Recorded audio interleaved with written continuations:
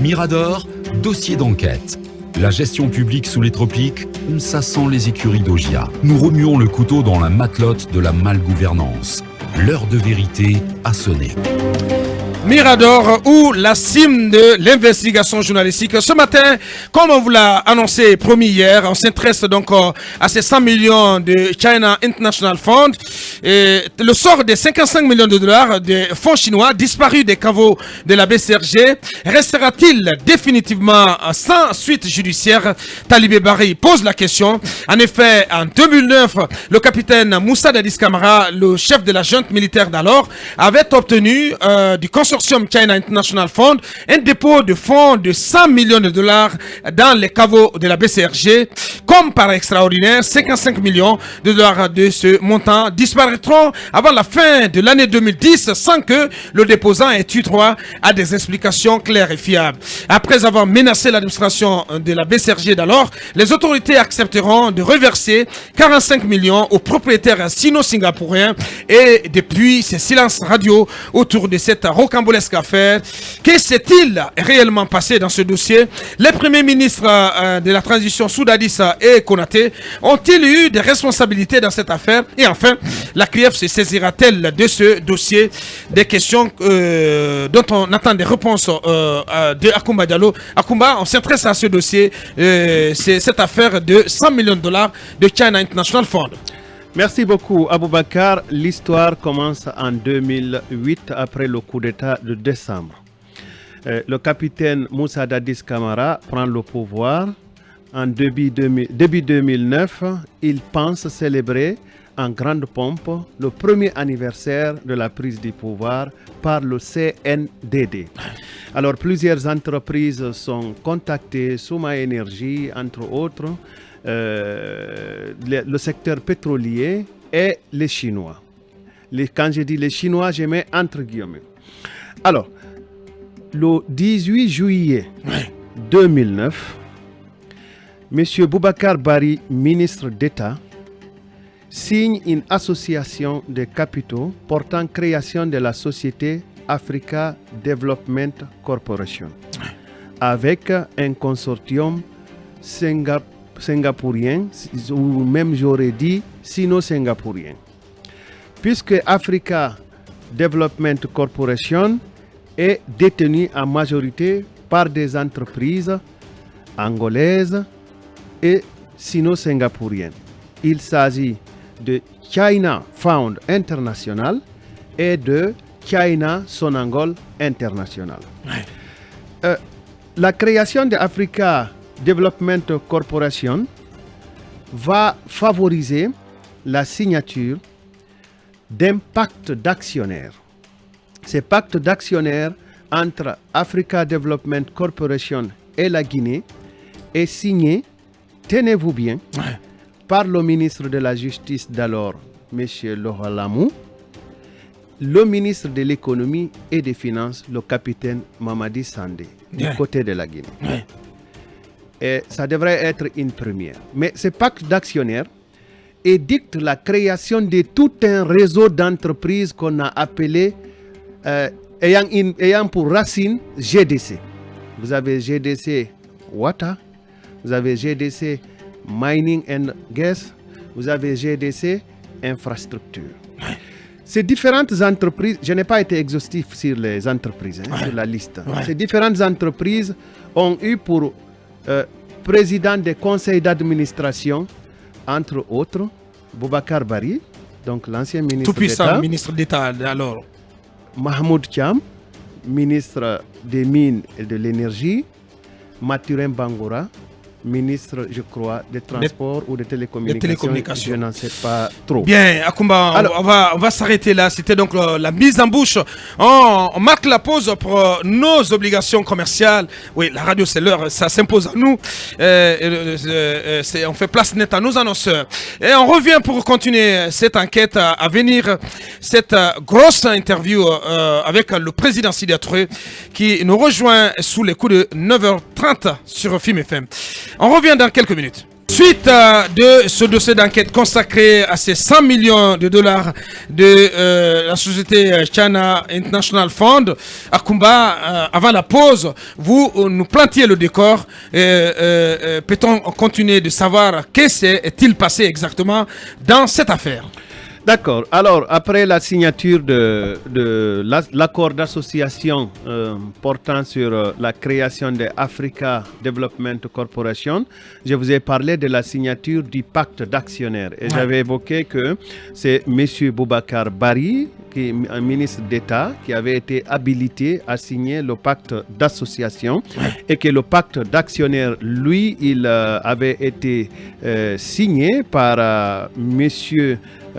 c'est écrit colonel Siba Nolamou, je lis comme c'est écrit, ministre de la Justice, capitaine Mamadou Sandé, ministre de l'Économie et des Finances, et puis la partie chinoise.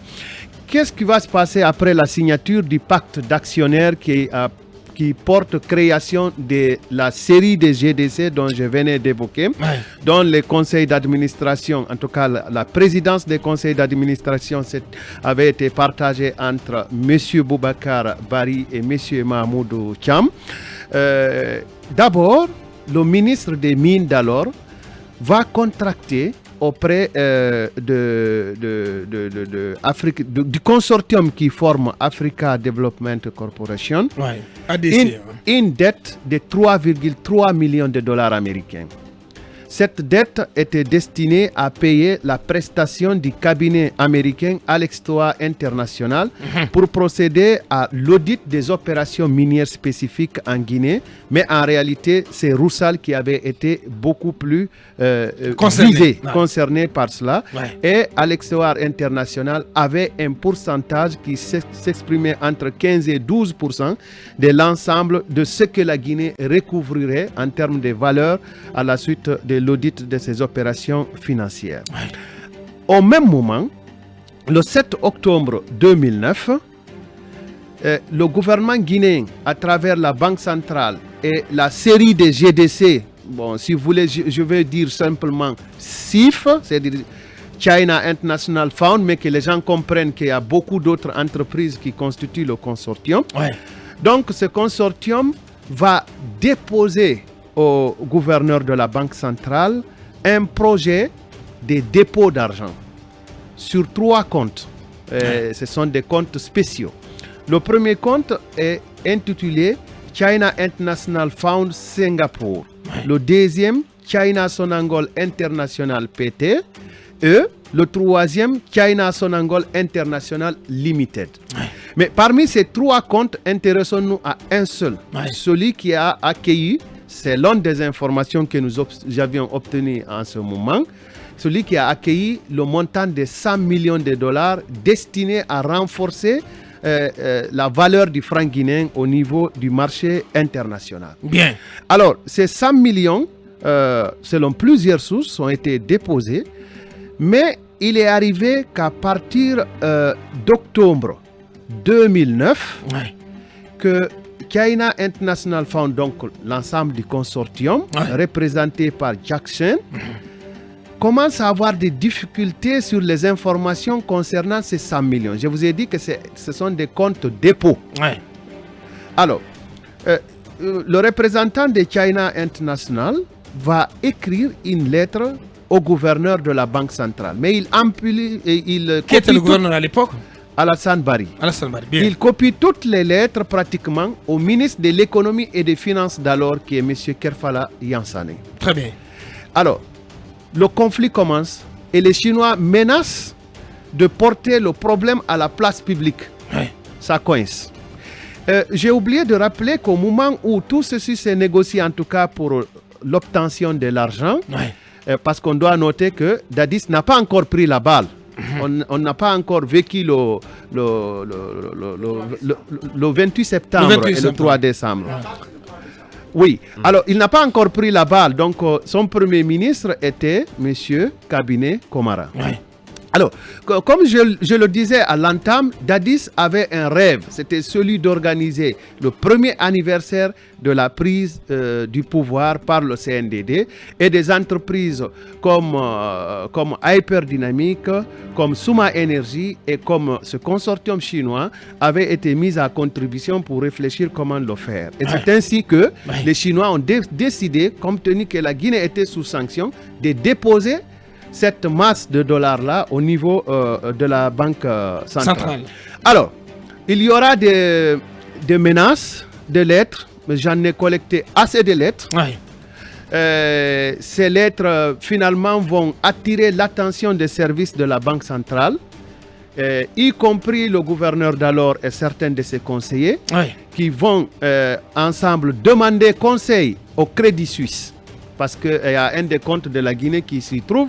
Et le gouverneur, un des collaborateurs du gouverneur, va écrire au Crédit Suisse pour leur demander, au service de Crédit Suisse pour leur demander des conseils. Est-ce qu'on peut retourner cet argent que les Chinois demandent?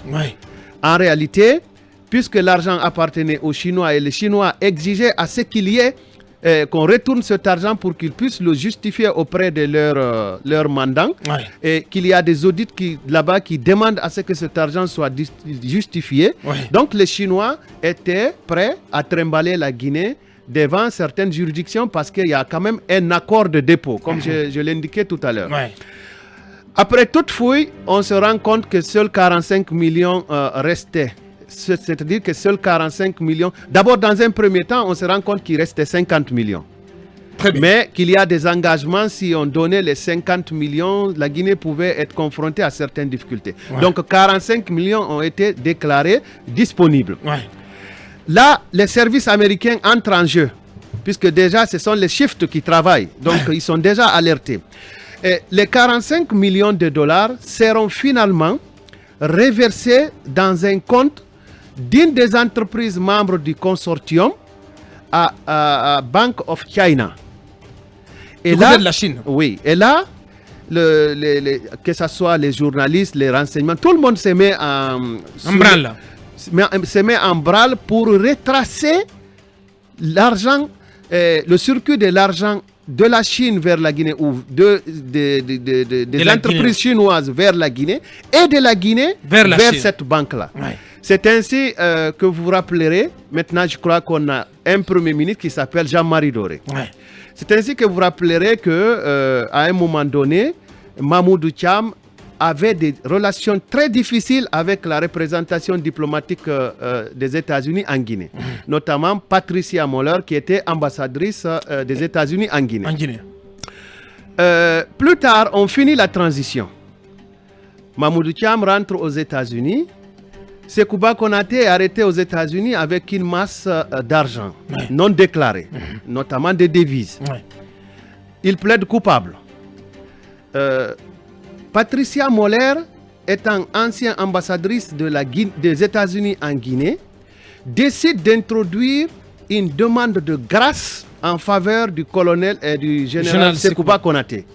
Finalement, le général Sékouba Konaté ne sera condamné qu'à payer une amende. C'est-à-dire le juge du district de Virginia va décider de l'épargner de la prison. Et une autre amitié se tisse entre les deux, elle se renforce. Parce que les arguments de Patricia Moller étaient que, nous avons consulté ce qui lui a été attribué comme étant lettre. Les arguments de Patricia Moller étaient que Sékouba Konaté était un militaire du point de vue armé très bien formé, mais du point de vue intellectuel moins formé, et qui s'est soumis vraiment à la diplomatie pour ce qui concerne la conduite de la transition. Je n'ai pas envie de vous dire que Sidi avait raison de se rebeller ou tel autre avait raison de dénoncer le processus de la transition.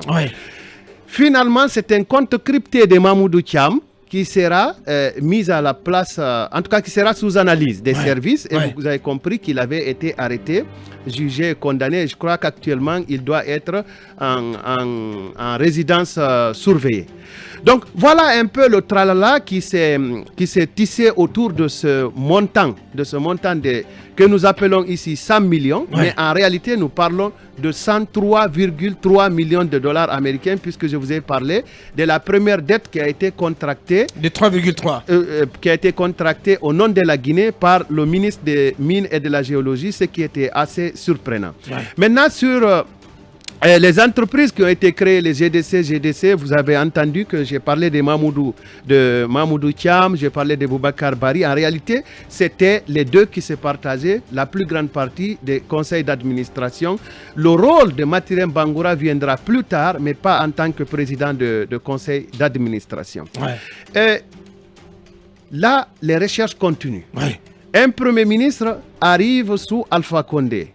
Il s'appelle, je crois, Mohamed Saïd Fofana. Les Chinois qui avaient versé cet argent, qui ont des difficultés avec la Guinée, sont attirés par la mine de fer de Forécaria. On leur ouvre les vannes et toutes les facilités possibles. Ils exploitent.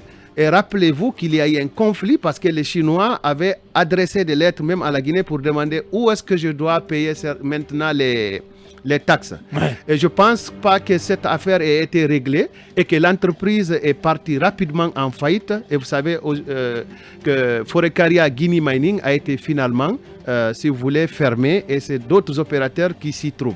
Voilà un peu le lièvre que nous soulevons. Nous reviendrons beaucoup plus en détail dans les prochains jours sur cette histoire de 103,3 millions de dollars américains.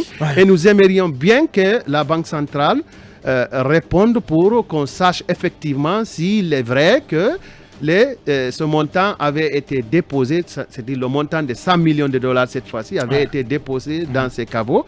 Et nous aimerions aussi bien entendre l'ancien gouverneur de la Banque centrale, les anciens premiers ministres pour ceux qui sont vivants. Et puis voilà, et je pense que c'est une histoire à ne pas négliger. Bien, c'était donc l'enquête de Yacoumba Diallo sur ce fonds chinois. Talibé Bari, qu'est-ce qu'on peut en retenir au sortir donc de cette enquête, cette première partie de l'enquête d'Akumba?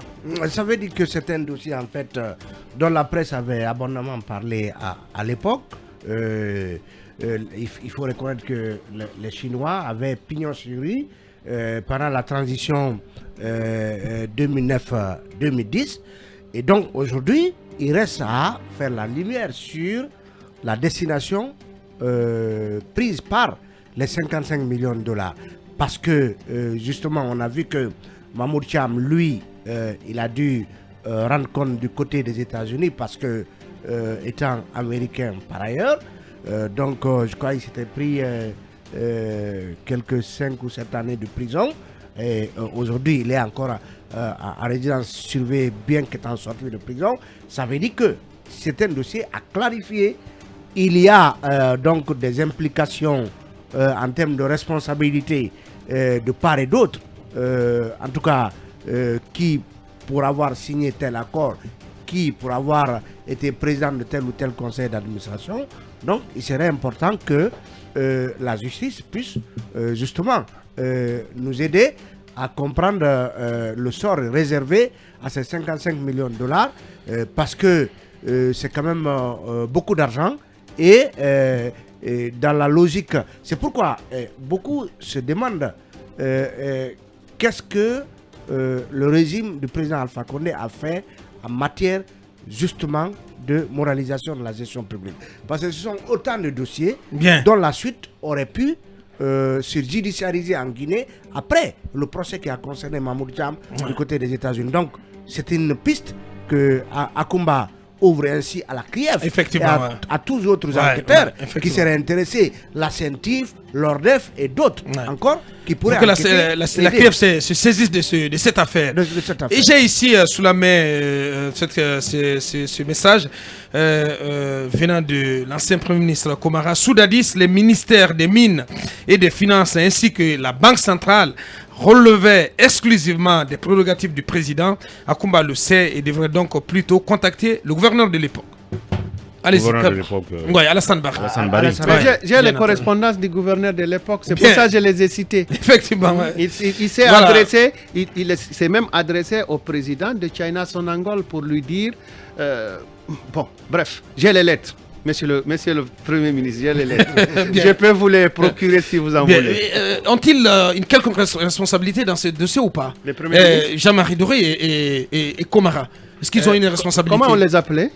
Premier ministre. Chef du gouvernement. Chef du gouvernement. Alors, non, mais il précise que... j'ai dit ils étaient Premier ministre, chef du Bien gouvernement. sûr, mais voici... C'est vrai que Mamoudou Thiam, dans un premier temps, était ministre à la présidence chargé des mines et de l'énergie. Ça, c'est vrai. Abakar, il dit que Soudadis, les ministères des Mines et des Finances, ainsi que la Banque centrale, relevaient exclusivement du président. Je ne le conteste pas, mais je dis aussi qu'il était Premier ministre, chef du gouvernement. Abakar, Dans des conditions qu'on connaît. Bien, Abakar, allez-y. cela ne passe pas. Monsieur Komara était Premier ministre. Seydou Fofana était Premier ministre. Tout comme les autres. Et d'ailleurs, heureusement qu'eux, ils sont vivants. Oui, mais Jean-Marie Doré ne vit plus. Mais Non, Abakar. on sait comment ça se passait quand même. Abakar. Les premiers ministres en Guinée, jusqu'à maintenant, ça n'a aucun sens. Abakar, non, pas du tout. Ou ça n'a pas grand sens. Non, je ne suis pas d'accord avec Si, vous. si. Les premiers ministres Mais la preuve est sont là. chefs du gouvernement. Notamment quand c'est en période d'exception, mais ça n'a pas grand sens. On sait comment ça se passe aujourd'hui entre la junte et le gouvernement. La junte marche complètement sur le gouvernement. Béavogui, c'est franchement... Voilà. Mais ils ne le disent pas. À C'est comme un décor. Abakar, je suis pas d'accord avec comme un vous. décor. Je suis C'est pas pour d'accord ça que je avec vous. disais Pas du tout. qu'il est Premier ministre, chef du gouvernement, dans des conditions qu'on connaît. Voilà. Voilà. Et heureusement, les gouverneurs là vivent, ces premiers ministres vivent vivement que la CRIEF s'intéresse à ces dossiers, c'est très important. Bien. Vous savez, Abakar, ce qui me frustre dans ce pays, mais même Conakry n'a pas de route, on n'a pas d'eau, mais on parle de centaines de millions de dollars. On n'a rien pratiquement. Mais Comment ça, vous n'avez rien? on n'a rien, Non, mais- Abakar. Comparé. Non, mais non, comment tu es alarmiste à ce la, point? On la n'a richesse rien. de ce pays, Non, mais attendez quand comparé même. à la vie des populations, Le Abakar. président est ministre. On n'a même pas de bus, Ouais. de transport en commun, on n'a pas les femmes encore sont en train de se réveiller à Vous n'êtes 5 pas h du beaucoup matin comme- vous n'êtes pas pour, comme les jobs, hein. pour aller puiser de l'eau. Mais Abakar, avec tous ces montants, au moins la vie du Guinéen Ouais. serait bonne. Bien. La CRIEF n'a qu'à agir. Tous ces premiers ministres vivent, ils n'ont qu'à les expliquer. Mais quand même, non, Nikon, Claire. franchement. Non, mais Nikon, Oui. mais si tout ne tenait qu'à toi, mais Oui. tout le monde serait Mais aligné il le devant la faut, CRIEF. oui, il le faut. Non, mais quand Il faut même. qu'on nous dise où sont Un passés peu. ces montants, pourquoi la Guinée a eu tout cet argent et que les Guinéens continuent à vivre sous le poids de la pauvreté. Comme le dit Mohamed Fofana dans un poste, il dit Mirador ou reculer sur le cas Alpha, CRIEF ou avancer par rapport au dossier judiciaire. Bien. Allez, Mohamed Kaba plutôt. Non, si la CREF devrait s'occuper de tous les dossiers, il y a beaucoup qui iront en prison. Ouais. Donc je crois que Non, je pense la- qu'il faut, que la CREF il faut envisager la construction de nouveaux prisons. Et de nouvelles prisons plutôt. je Non, voulais mais- dire. Parce que la seule prison, elle risque de ne pas contenir tout le monde. Mais l'autre prison, il y a eu des tourments de ce côté parce qu'il y a eu. Non, attention, Mohamed. attends, Attention, attention, Lincoln. Il y a eu des agrégats. Attention, Abakar, l'annonce a été faite. Apportez-nous les Il y a eu preuves. des agrégats. Non, non. Ces agrégats même ont été volés par des citoyens. Ça veut dire qu'il y a eu Bien. un financement. Bien. Ben voilà. Allez, vas-y, continue, Mohamed Kaba. On est en train, ce matin, Akumba nous pousse à poser des questions sur la gestion de la transition sous l'ère CNRD. Vous savez, sous l'ère CNRD, CNDD. CNDD, pardon. Ouais. Sous l'ère CNRD, on nous a même appris, reste à vérifier, que même des conteneurs d'argent venaient souvent de l'étranger. Ça veut dire que la gestion était chaotique sous le capitaine Dadis Camara. Mais est-il responsable? Ces ministres sont-ils responsables? La question reste posée. Mais ce qui m'écoeure, lorsqu'on parle de la signature par le ministre de la Justice d'un contrat, rectifiez-moi si c'est vrai, à l'époque Sibalo Lamou, mais je tombe de nu.